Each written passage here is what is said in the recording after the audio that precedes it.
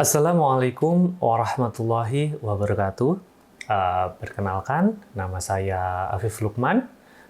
Saya di sini adalah mahasiswa Magister Teknik Informatika di Universitas Dianuswantoro Semarang.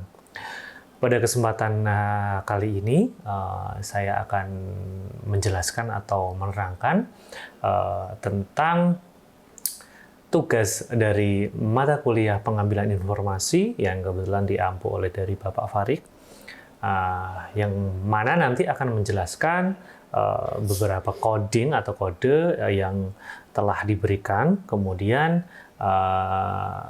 digunakan atau diupdate dengan dataset yang terbaru atau dataset yang kita pilih tentunya. Dari kode yang telah diupdate di Pak Farid di pertemuan ke-6 di Google Drive itu menggunakan klasifikasi teks ini menggunakan menggunakan perbandingan KNN sama naive Bayes.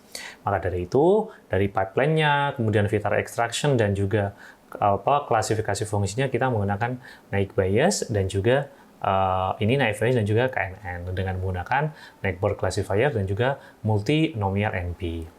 Kemudian nanti juga akan sesuai dengan kode yang telah diberikan, nanti akan ada conversion metric, kemudian pakai kita accuracy score, F1 dan juga yang lain-lain. Di sini dilihat kita harus mengemon dulu di Google Drive-nya, kita di klasifikasi teks, in download master, dataset, dan juga kita menggunakan SMSA, doc, sentiment, prosa, atau train preprocesses di .tsv. Datanya di sebelah sini saya juga sudah upload di Google Drive-nya. Kebetulan dataset ini saya mendapatkan dari apa yang sudah disediakan dari Pak Farid di mata kuliah pengambilan informasi. Di sana juga sudah di-update atau di-upload juga dari file beberapa datasetnya yang di GitHub. Kemudian saya memilih dari dataset tersebut dengan kode yang sudah diberikan. Kemudian saya memilih datasetnya itu adalah yang SMSA doc sentiment ini ya, yang dimana bisa dilihat ketika kita sudah mon itu datasetnya itu menunjukkan ada kurang lebih 11.000 kalau nggak salah ya.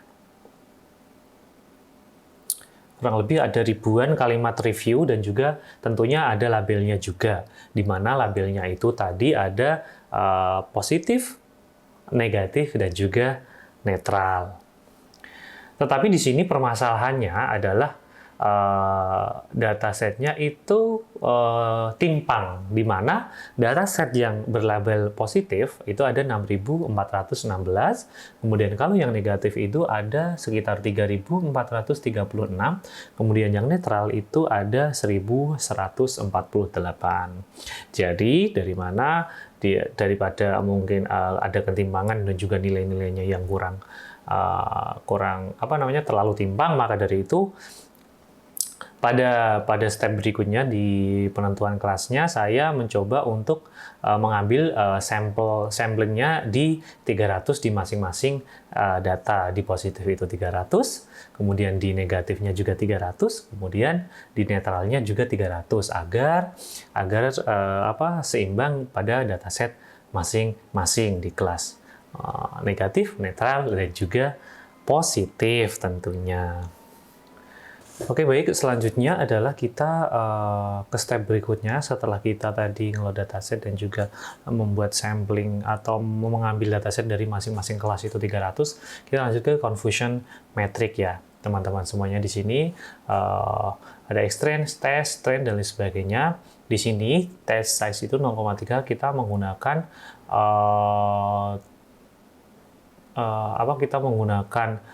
trennya itu di 70% dan juga 30%, yang dimana maksudnya itu adalah kita menggunakan data 70% itu untuk belajar dan juga kurang lebih 30% itu untuk ujian, ibaratnya seperti itu ya. Kemudian di sini bisa dilihat ada TF IDF sama klasifikasinya. Di pipeline-nya itu ada TF IDF vectorizer norm. Ini merupakan fungsi yang dimana itu adalah merubah merubah kata itu menjadi angka. Jadi kan kalau komputer kan tidak bisa menangkap atau membaca dari kata-kata. Jadi fungsinya dari TF-IDF Vectorizer ini adalah merubah kata-kata itu tadi menjadi angka-angka, kurang lebihnya seperti itu. Dari hasil yang telah dijelaskan dari confusion metric menggunakan 300 dataset, kemudian kita menggunakan dataset belajarnya itu 70% sama 30% yang kita buat di ujian.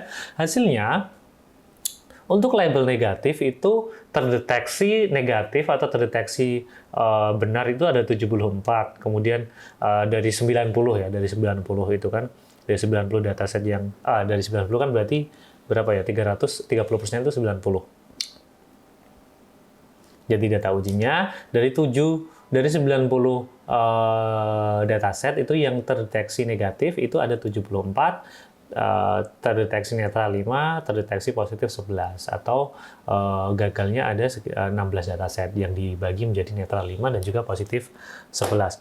Kemudian di netral itu terdeteksi salah atau terdeteksi negatif itu ada 20, dan terdeteksi benar atau terdeteksi netral juga itu ada 64, dan terdeteksi salah atau terdeteksi positif itu ada di 6 dataset. Kemudian label atau kelas positif itu terdeteksi salah atau terdeteksi negatif itu ada 18, kemudian terdeteksi salah juga atau terdeteksi netral itu ada 2, dan kemudian terdeteksi benar atau terdeteksi positif juga itu ada 70. Cara bacanya gampang teman-teman semuanya. Jadi dari confusion metric ini kalau kita negatif ketemu negatif itu benar. Kemudian maksudnya dengan label yang sama, negatif di sini dan juga negatif di sini, itu angka yang benar, prediksinya angka yang benar. Kemudian kalau misalnya di sini kan 5 itu negatif itu salah berarti ya teman-teman. Kemudian dari confusion metric kita kemudian kita hitung 3 nilai penting. Di sini dilihat ada TP, FP, FN, TN ini apa? Itu adalah fungsi di mana nanti kita akan memanggil atau menghitung precision, recall, event, 3 nilai penting tadi. Di mana precision itu dari semua yang diprediksi positif, berapa yang benar-benar itu benar-benar positif. Di sini dengan rumus precision itu adalah true positif dibagi true positif ditambah false positif. Kemudian recall ini rumusnya adalah true positif dibagi true positif ditambah false negatif. Kemudian yang F1 itu 2 kali precision dikali recall dibagi precision ditambah recall, di mana nanti hasilnya sudah ada. Kemudian tadi precision itu adalah dari semua yang diprediksi positif itu berapa yang benar-benar positif. Kemudian kalau untuk yang recall itu dari semua yang benar-benar positif itu berapa yang berhasil terdeteksi. Terus kemudian kalau misalnya F1 itu adalah gabungan keduanya. Tadi rumusnya juga sudah ada, sudah dijelaskan di kodenya, nanti hasilnya akan keluar. Kebetulan perlu juga dilakukan adalah evaluasi multikelas. Di sini kita menggunakan ada makro, mikro, sama weighted. Yes, di sini per kelas metriknya sudah dilihat, ada kelasnya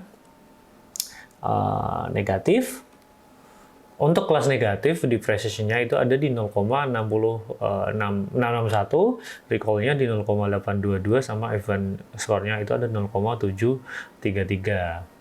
Presisinya dari kelas 90 ini terdeteksi benar itu ada sekitar 66% ya. Kemudian di netralnya ada, sangat tinggi ini di 0,901,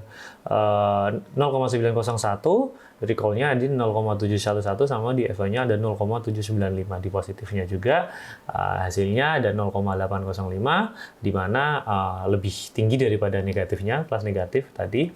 Kemudian recall-nya 0,778, sama F-nya ada di 0,791. Kemudian averaging atau evaluasi multi-kelas tadi di makro, mikro, sama di weighted. Dilihat di sini di makro, ketika menghitung semua kelasnya dihitung sama atau dipukul rata, itu precision-nya ada di 0,7 recall-nya ada di 0,770, dan F1 average-nya itu ada di 0,773. Kemudian kalau untuk yang mikro tadi, itu kan ini ya, penggabungan TP, FP, sama FN, itu presisinya ada di 0,770, kemudian recall-nya ada di 0,770 juga, di FW-nya juga ada di 0,770 karena mungkin nilai atau dataset yang kita uji sama. Kemudian, nah tadi seperti yang sudah saya bilang, kalau misalnya datasetnya kita ambil sampelnya sama, itu akan ada nilai yang sama dari makro sama di vectornya.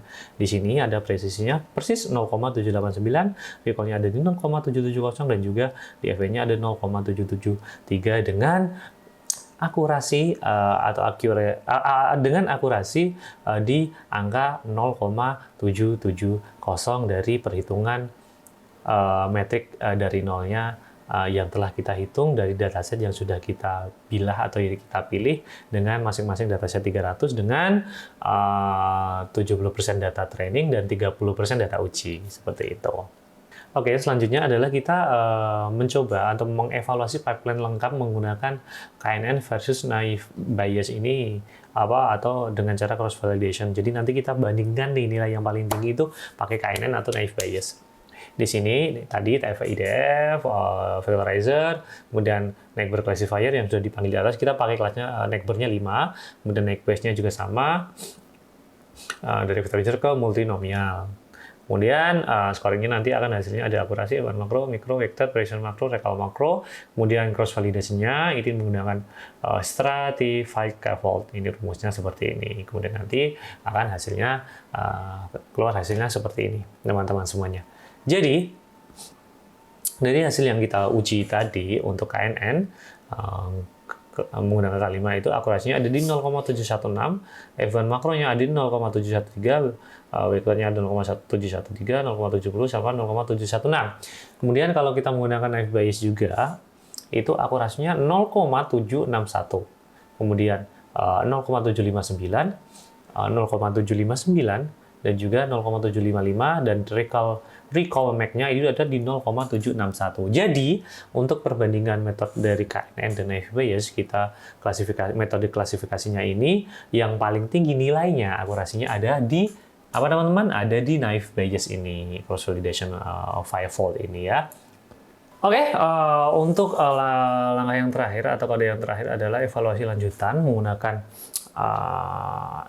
menggunakan ROC, AUC dengan pendekatan OVR atau one versus rest. Di sini dengan perhitungan-perhitungan kode yang telah dilakukan menggunakan naive Bayes yang telah kita hitung dengan nilai yang paling tinggi tadi, muncullah hasilnya seperti ini, di mana nilai AUC-nya dari kelas negatif, netral, dan juga positif itu mendekati angka 1.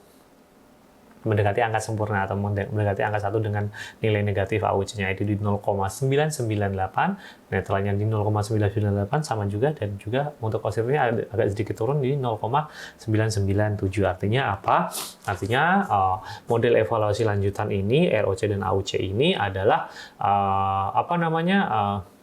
model yang sangat mendekati hasil yang tinggi tentunya untuk menilai kelas-kelas yang telah kita tentukan tadi atau kelas-kelas yang sudah ada baik di negatif, netral, dan positif, sehingga untuk menghitung dataset untuk data lanjutan, karena ini kan datanya yang kita hitungnya sekitar 300 data, itu sangat baik untuk sentimen data-data set yang lain untuk perhitungan untuk penelitian